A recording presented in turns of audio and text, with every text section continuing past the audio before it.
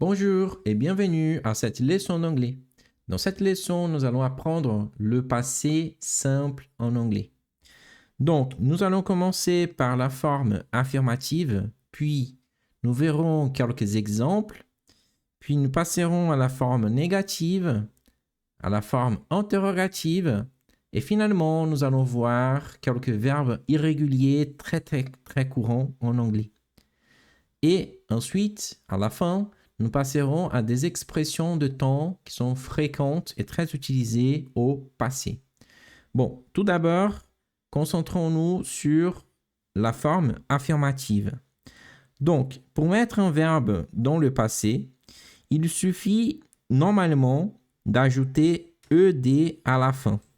Donc, si on ajoute ED à la fin, normalement, on aura mis le verbe dans l'affirmative. D'accord? Donc, par exemple, prenons le verbe to work. To work, c'est le verbe travailler. D'accord? La forme de base du verbe, c'est work, sans la partie to. Donc, pour transformer ça en passé, on va ajouter ED à la fin. Donc, ça devient work it. Et ça, c'est pour toutes les personnes. I, you, he, she, it, we, they. OK? Donc, il n'y a pas la distinction entre he, she, it et le reste, comme c'est le cas du présent. Dans le passé, il suffit d'ajouter ED à la fin. Donc, j'ai joué au football. Ce sera I played football. Okay? Pourquoi? Parce que le verbe jouer, c'est to play. Donc, on ajoute ed à la fin et on enlève to. Et là, ça devient played. I played football. Ils ont travaillé dur. They worked hard. They worked hard. Okay? Donc, la deuxième règle, c'est très simple et très évident. Quand le verbe finit déjà par E, on va n'ajouter que un D. OK? Donc, regardons un exemple. To live, c'est le verbe vivre en anglais. Live, ça se termine déjà, ça finit avec un E. Ça finit par E. Donc, on va ajouter un D uniquement. Par exemple, nous avons vécu à Lyon. We lived in Lyon. We lived in Lyon. Elle a regardé la télé. She watched TV. Okay? Donc, soit on ajoute E, soit on ajoute uniquement un D. Alors, la prochaine règle, c'est les verbes terminés qui finissent par Y. L'Y devient I et on ajoute ED. Par exemple, ils ont étudié l'anglais. They studied English. They studied English. OK? Pourquoi ça? Parce que le verbe étudier, c'est to study. To study. Donc, on enlève le Y, on remplace par I et après, on ajoute ED. Top. Il y a aussi la règle qui consiste à doubler la dernière consonne si le verbe termine par consonne, voyelle, consonne. Donc, le verbe to stop se termine par consonne, voyelle, consonne. Donc, dans ce cas, on va doubler la dernière consonne et ajouter ED. Donc, ça devient stop it. Il a arrêté de fumer. He stopped smoking. He stopped smoking. Et finalement, nous avons les verbes irréguliers qu'il faut apprendre par cœur parce que leur forme au passé est complètement irrégulière. Donc, par exemple, le verbe to have, c'est le verbe avoir. To have devient had. J'ai dîné. I had dinner. Dîner en anglais, c'est to have dinner. To have dinner, c'est dîner. Donc, j'ai dîné au passé. I had dinner. Elle est allée à l'école. Donc, aller, c'est le verbe to go. Elle est allée. She went to school. She went to school. Donc, vous voyez, to go devient went. Ça n'a strictement rien à voir. Donc, il faut apprendre par cœur. Malheureusement, les verbes irréguliers, on ne peut pas faire autrement. Donc, avant de passer aux utilisations, aux exemples d'utilisation, peut-être il vaut mieux déjà regarder la forme négative. Donc, la forme négative, elle est assez simple. Il suffit d'ajouter l'auxiliaire didn't. Et ça vaut pour tout. I, you, we, they, aussi bien que he, she, it. Okay? Donc, pour toutes les personnes, pour tous les sujets, c'est toujours didn't. Par exemple, je n'ai pas joué au football. I didn't play football. I didn't play football. Ils ne sont pas sortis. They didn't go out. Donc, vous voyez que la négative, elle est très simple parce que on va utiliser la forme de base du verbe. Donc, le verbe to go, par exemple, qui est un verbe irrégulier qu'on vient de voir, dans l'affirmative, au passé, on va utiliser went. Donc, comme par exemple ici, she went to school. Elle est allée à l'école. Par contre, au passé, on va ajouter didn't plus go. Donc, they didn't go out. Ils ne sont pas sortis. Donc, on va maintenir la forme de base qui est la forme go. They didn't go out. Mais si c'était dans l'affirmative, ça aurait été they went out. Ils sont sortis. They went out. Ils ne sont pas sortis. They didn't go out. Top. Donc, maintenant, des exemples avec le verbe like. Avec like, c'est exactement la même chose. C'est le verbe aimer. Elle n'a pas aimé le film. She didn't like the movie. She didn't like the movie. Il n'a pas étudié. Étudier, c'est to study. He didn't study. He didn't study. Au lieu de dire didn't, la forme la plus soutenue, c'est de dire did not. OK? Donc, à la place de didn't, vous pouvez dire did not. Très bien. Donc, maintenant, la forme interrogative. La forme interrogative, c'est assez simple. Vous allez utiliser did plus le sujet plus les verbes dans sa forme de base. Donc, c'est toujours la forme de base du verbe. As-tu joué au football hier? As-tu joué au football hier? Did you play football yesterday? Did you play football?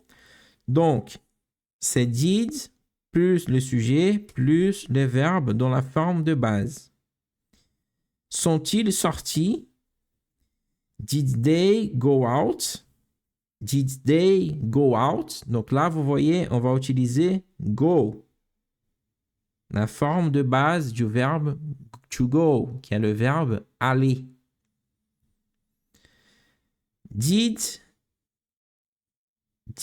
she like the movie? A-t-elle aimé le film? Did she like the movie? A-t-il étudié? Did he study? Did he study? Donc là, forme interrogative et forme négative sont toutes les deux ultra simples. Pourquoi? Parce que le verbe garde sa forme de base. Il faut juste ajouter didn't sur la forme négative et did sur la forme interrogative. Donc, maintenant, regardons des verbes irréguliers. Donc, sur la forme affirmative, les verbes irréguliers, ils ont un format étrange, bizarre. Donc, il faut apprendre par cœur. Par exemple, le verbe to go, ça devient went. Donc, go devient went. Par exemple, I went to the movies yesterday. Je suis allé au cinéma hier. I went, je suis allé. I have, j'ai. I had, j'ai eu. I do, je fais. I did, j'ai fait. Au passé. Le verbe voir, c'est to see. Au passé, saw. Venir, to come, came. Au passé. Être, c'est le verbe to be. Au passé, was, were. Okay. Là, c'est la seule exception. I was, on dit I was. He was, she was, it was. Mais you were, they were, we were. Donc I, he, she, it, vous allez utiliser was. Pour tous les restes, vous allez utiliser were. C'est le seul verbe qui a la distinction entre he, she, it, I et le reste, les autres personnes, les autres sujets. Tous les autres verbes, go, have, do, see, come, c'est la même forme, que ce soit pour I, you, he, she, it, they, we. OK? Le verbe to be, c'est la seule exception. Eat, manger, ate, take, took, make, made, write, wrote. Donc, répétez maintenant avec moi. Went, had, did, saw, came, was, were, ate, took, made, wrote. Maintenant, nous allons voir des expressions de temps fréquentes que nous utilisons fréquemment dans des phrases au passé. Yesterday, vous répétez avec moi, vous voyez les traductions en français juste ici. Yesterday, last night, last night, last week, last week, last month, last month, last year, last year, ago, ago, 2 days ago, 2 days ago, in 2010, in 2010, when, then, yesterday, last night, last week, last month, last year, ago, in 2010, when, then. Très bien. Donc maintenant, regardons quelques exemples. Répétez avec moi et je vous laisse regarder les traductions en français. I visited Paris last year. I visited Paris last year. It rained yesterday. It rained yesterday. She smoked when she was younger. She smoked when she was younger. We went to the cinema last night. We went to the cinema last night. He had breakfast, then he went to work.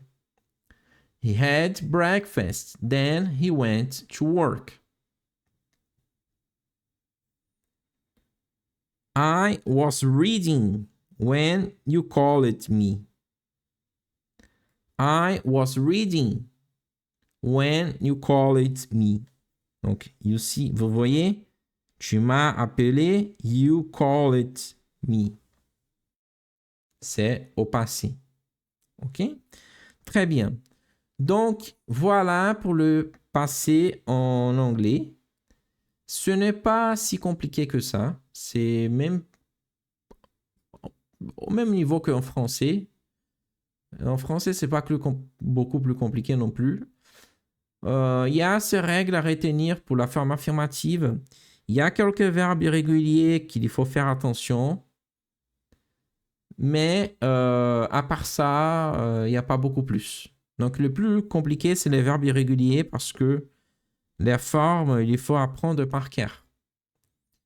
Mais si vous connaissez ces verbes-là qui sont là, c'est déjà beaucoup. Parce qu'il y a d'autres verbes irréguliers, c'est vrai, mais ils ne sont pas si nombreux que ça. Merci d'avoir regardé cette vidéo. J'espère que vous avez pu apprendre de nouvelles choses. Et à la prochaine vidéo.